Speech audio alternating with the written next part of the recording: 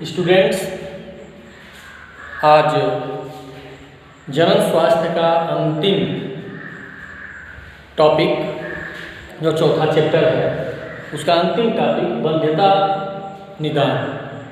Infertility के बारे में पिछले वीडियो में हमने चर्चा किया था। अब किस प्रकार से इस वंध्यता का निदान किया जा सकता है इसके बारे में आज मैं चर्चा करूँगा। सबसे पहले तो ये इनफर्टिलिटी क्यों होती है पिछले वीडियो में मैंने बताया था। इसमें कुछ नर और कुछ मादा के अंदर इस प्रकार की दिक्कतें होती हैं, कमियां होती हैं जिसके कारण इनफर्टिलिटी हो सकती है। और क्या क्या कारण हो सकते हैं हमने बताया था पिछले वीडियो में। जो मुख्य चीज़ें होती हैं उसके बारे में देखा जाए तो उसके जानने के बाद हम उसका निदान कर सकते हैं। और जैसा कि मैंने पिछले वीडियो में बताया था कि जो सामान्य तौर से देखा जाए तो मादा का जो जननांग होता है, इस मादा के जननांग में ये ओवरी, फैलोपियन ट्यूब और ये यूटेरस गर्भाशय मुख्य अंग हैं जो जनन में भाग लेते हैं। इसके अलावा पुरुष में देखा जाए तो जो वृषण होते हैं वो मुख्य हैं जो जनन में भाग लेते हैं। अब इस वृषण में शुक्राणु बनते हैं। ये शुक्राणु इंसेमिनेट करता है, यह मैथुन क्रिया के द्वारा विनिषेचन करता है और ये इंसेमिनेशन के बाद यहाँ पहुँचते हैं फैलोपियन ट्यूब में और यहाँ से ओवरी निकलता है, वो पहुँचता है यहाँ, निषेचन होता है।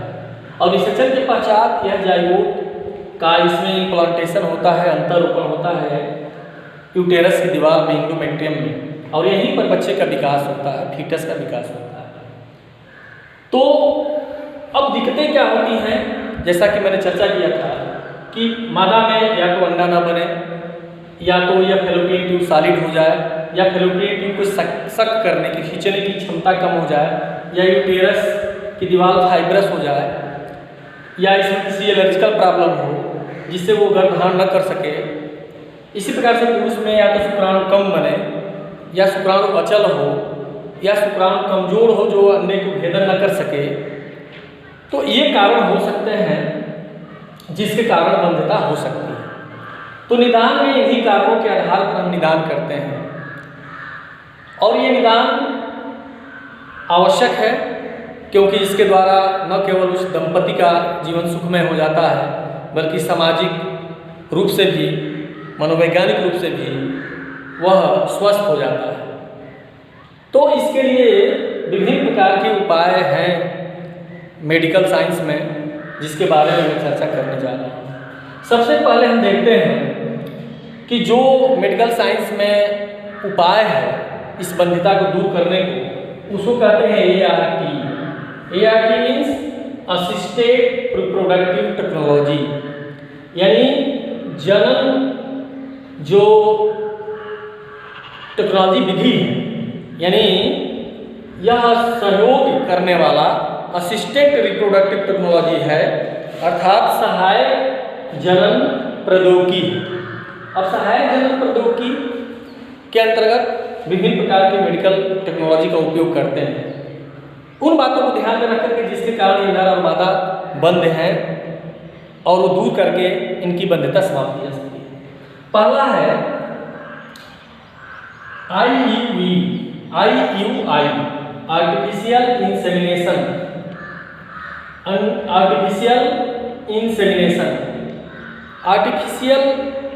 इंसेमिनेशन में क्या करते हैं, या इसको इंट्रा यूटेराइन इंसेमिनेशन कहते हैं, कि जब नर किन्हीं कारणों से अपने शुक्राणु को इस मादा के वेजाइना के अंदर इंसेमिनेट नहीं कर पाता है, यानी विनिषेचित नहीं कर पाता है, स्खलित नहीं कर पाता है, तो उस स्थिति में इस विधि का उपयोग करते हैं, आर्टिफिशियल इंसेमिनेशन का उपयोग करते हैं, कृत्रिम विनिषेचन का उपयोग करते हैं।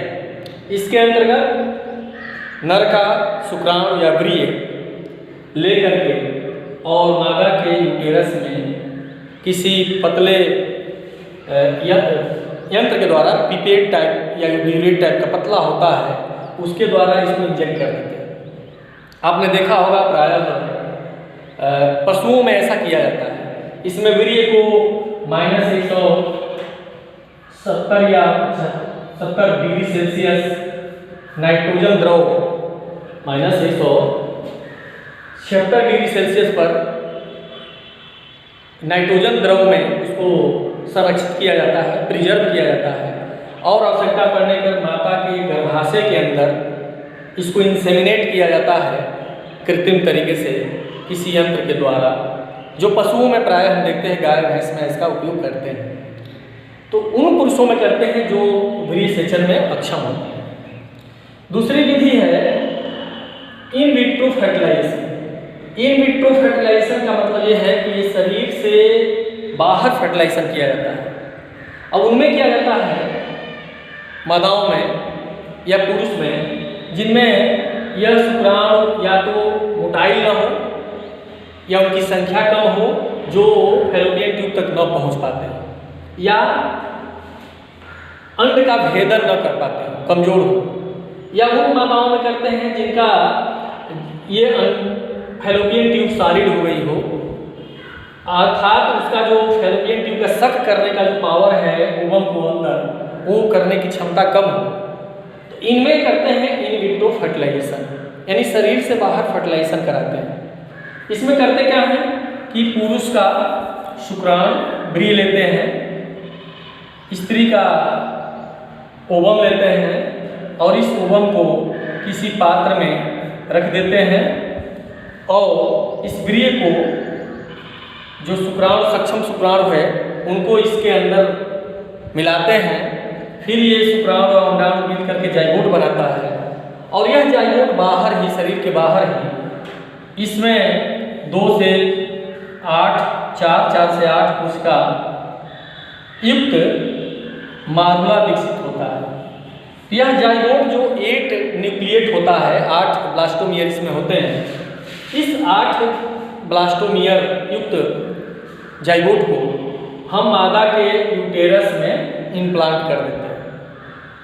अब यहाँ इम्प्लांट कर देंगे, यहाँ पर गर्भ का विकास होने लगेगा। चूँकि यहाँ निषेचन का ही प्रॉब्लम था तो निषेचन बाहर हमने करा दिया और 8 न्यूक्लिएट जो मार्बला स्टेज है इसको हमने इसके गर्भाशय में अंतरोक्ति इम्प्लांट करा दिया। इसको कहते हैं जाइगोट इंट्राफैलोपियन ट्रांसफर। अब इस स्थिति में जो जाइगोट बन गया, इस जाइगोट को 8 न्यूक्लिएटेड स्थिति में है तो उसको हम यहाँ से फैलोपियन ट्यूब में ही ट्रांसप्लांट कर सकते हैं और फिर यहाँ से ये सामान्य तरीके से आकर के इस गर्भाशय की दीवार में फिट हो सकता है। इसलिए इसको जाइगोट इंट्राफैलोपियन ट्रांसफर करते हैं, JIFT। दूसरी चीज विधि यह हो सकती है कि एम्ब्रियो ट्रांसफर कर सकते हैं, अर्थात यह 8 न्यूक्लिएट ना होकर के जब ये 32 न्यूक्लिएट हो जाता है तो इस 32 न्यूक्लिएटेड, इसमें ब्लास्टोमियर की संख्या, कोशिकाओं की संख्या 32 है। अब ये इसको हम एम्ब्रियो कह सकते हैं, ब्लास्टोसिस्ट अवस्था है, और इस अवस्था में ले आकर के हम इस गर्भाशय की दीवार में, यूटेरस की इंडोमेट्रियम दीवार में इसको आरोपित कर सकते हैं। इसलिए इसको कहते हैं एम्ब्रियो ट्रांसफर। तो ये दोनों विधि, या तो मार्बला स्टेज 6, 8 न्यूक्लिएटेड ब्लास्टोमियर स्टेज में, या 32 कोशिकाओं युक्त जाइगोट का, एम्ब्रियो का ट्रांसफर हम कर सकते हैं। इसको कहते हैं इन विट्रो फर्टिलाइजेशन। अगला देखते हैं इन vivo fertilisation. In vivo fertilisation क्या है? इन विवो फर्टिलाइजेशन में करते क्या है कि जिनमें मादा का जो ये यूटेरस है वो बच्चे को ग्रहण करने में सक्षम नहीं है किन्हीं कारणों से, ऐसे मादाओं में पुरुष का शुक्राणु और मादा का अंडाणु दोनों बनते हैं, दोनों को बाहर फर्टिलाइज करते हैं और फर्टिलाइज करके, निषेचित करके इस जाइगोट को किसी दूसरे माता के गर्भाशय में डाल देते हैं, इम्प्लांट कर देते हैं, अंतरोपित कर देते हैं। तो नर से शुक्राणु लिया, मादा से अंडाणु लिया और इसको किसी दूसरे माता के गर्भाशय में डाल दिया और वहाँ पर बच्चे का विकास होगा, इसको कहते हैं सरोगेट मदर, सरोगेट माँ। यानी ऐसी माँ जो अपने बच्चे का धारण नहीं की है गर्भ, वह किसी दूसरे नर और किसी दूसरे मादा के जाइगोट को, एम्ब्रियो को अपने गर्भ में पालन की है। सामान्य तरीके से 9 महीने बाद वो जन्म देती है बच्चे को, ऐसे माँ को सरोगेट माँ कहते हैं। यह उन माताओं और पिता के लिए वरदान है जिस माता का गर्भाशय उस भ्रूण को गर्भ धारण में सक्षम नहीं है या उसका फैलोपियन ट्यूब एकदम बेकार हो गया है, उनके लिए ये वरदान है सरोगेट मदर विधि। और जो ऊपर वाला बताया था हमने इन विट्रो फर्टिलाइजेशन, इसको टेस्ट ट्यूब बेबी भी कहते हैं। इसके द्वारा जो बनता है टेस्ट ट्यूब बेबी भी कहते हैं, क्योंकि बाहर इसका निषेचन होता है और माता के अपने ही माता के गर्भाशय में इसका विकास होता है। इसको टेस्ट ट्यूब बेबी कहते हैं। यद्यपि वो बच्चे का विकास बाहर नहीं होता है, टेस्ट ट्यूब में नहीं होता है अपने माता के यूटेरस में, लेकिन निषेचन बाहर होता है। तो ये हुआ इन विवो फर्टिलाइजेशन जिसमें सरोगेट मदर होती है। अगला है गैमेट इंट्राफैलोपियन ट्रांसफर। गैमेट इंट्राफैलोपियन ट्रांसफर का मतलब GIFT, कि इसमें क्या करते हैं कि यह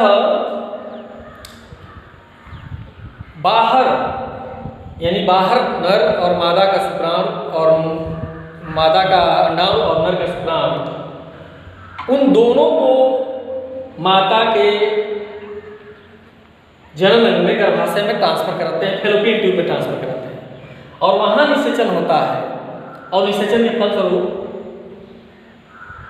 मादा के यूटेरस की जो इंडोमेट्रियम दीवार है उसमें उसका अंतरोपण होता है। तो इन वाइवो फर्टिलाइजेशन में हम बाहर फर्टिलाइजेशन करा के जाइगोट का अंतरोपण करते हैं, जबकि गैमेट इंट्राफैलोपियन ट्रांसफर में हम नर का शुक्राणु और मादा के अंडाणु दोनों का ट्रांसफर इस फैलोपियन ट्यूब में कराते हैं और वहाँ से इसका विकास होता है। अब ऐसे माता में ऐसा करते हैं या नर में करते हैं जिसमें शुक्राणु यहाँ पर मोटाई नहीं इतना है कि जा सके या यह फैलोपियन ट्यूब सक नहीं कर पा रही है, ऐसे माता में और ऐसे पिता में इसका उपयोग करते हैं, गैमेट इंट्राफैलोपियन ट्रांसफर विधि का प्रयोग करते हैं। एक और विधि है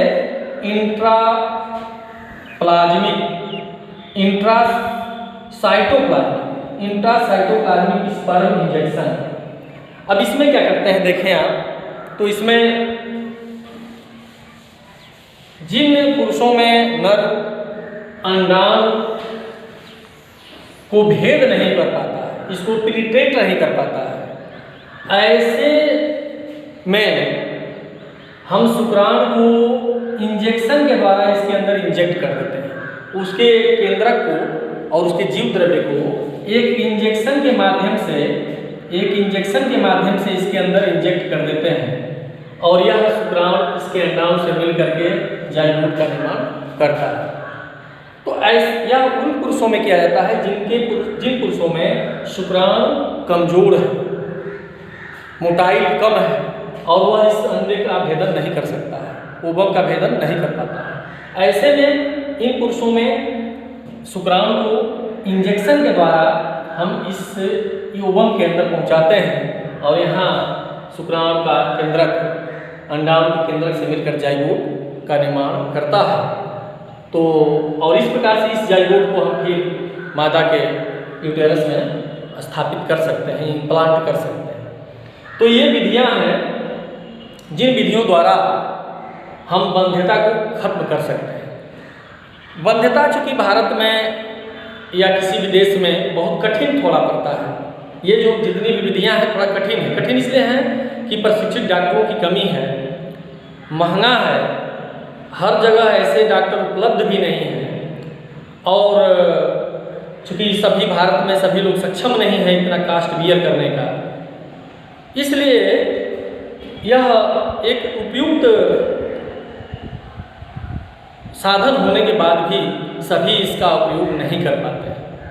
लेकिन एक दूसरा पहलू यह है कि वंध्यता से अगर दूसरे तरीके से निपटना चाहें तो ये तरीका यह है कि भारत में बहुत से लाखों ऐसे बच्चे हैं जो अनाथ हैं, जिनके कोई माता पिता नहीं हैं, या ऐसे भी बहुत ऐसे लोग हैं जिनकी कई संतानें हैं और वह बच्चे को किसी को आसानी से दे सकते हैं, अपने